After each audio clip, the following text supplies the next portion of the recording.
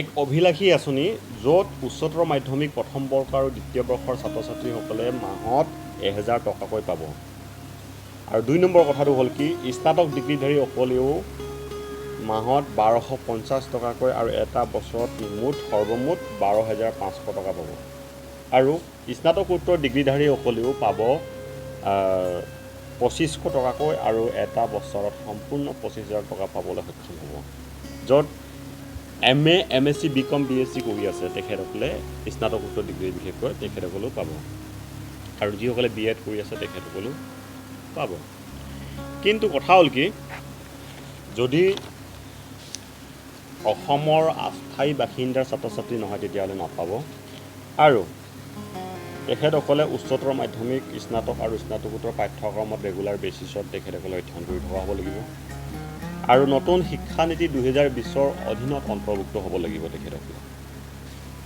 আৰু চৰকাৰী শিক্ষানুষ্ঠানৰ স্বপুঁজিৰে গ্ৰহণ কৰা এই পাঠ্যক্ৰম হয় তেখেতসকলে ব্যক্তিগত অনুষ্ঠানত পঢ়া শুনা কৰা হ'ব নালাগিব, যে চৰকাৰী শিক্ষানুষ্ঠানত পঢ়া ল'ৰা ছোৱালীহে পাব এই বিশেষ সুবিধা। আৰু বাণীকান্ত কাকতি বঁটা স্কুটি যিসকলে পাইছে স্কুটি তেখেতসকলে সেই সুবিধা নাপাব। তাৰ পাছত MLA, MP, মন্ত্ৰী, বিধায়কৰ ল'ৰা ছোৱালীয়ে সেই সুবিধা নাপাব। আৰু বিবাহিত ছাত্ৰী বা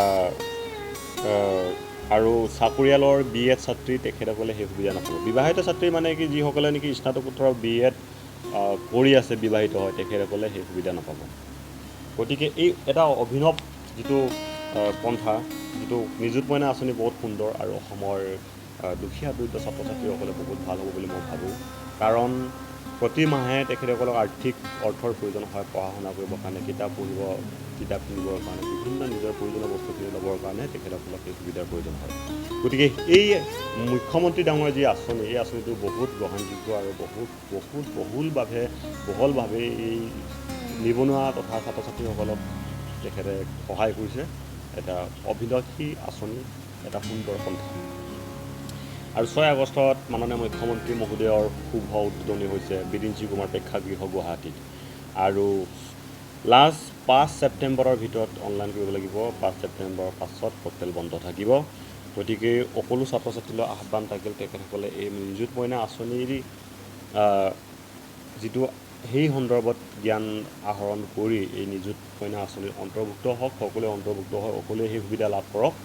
বিশেষকৈ যিটো যাৰ যোগ্যতা আছে তেখেতে লাভ কৰক, তাৰে শুভকামনা থাকিল। ধন্যবাদ।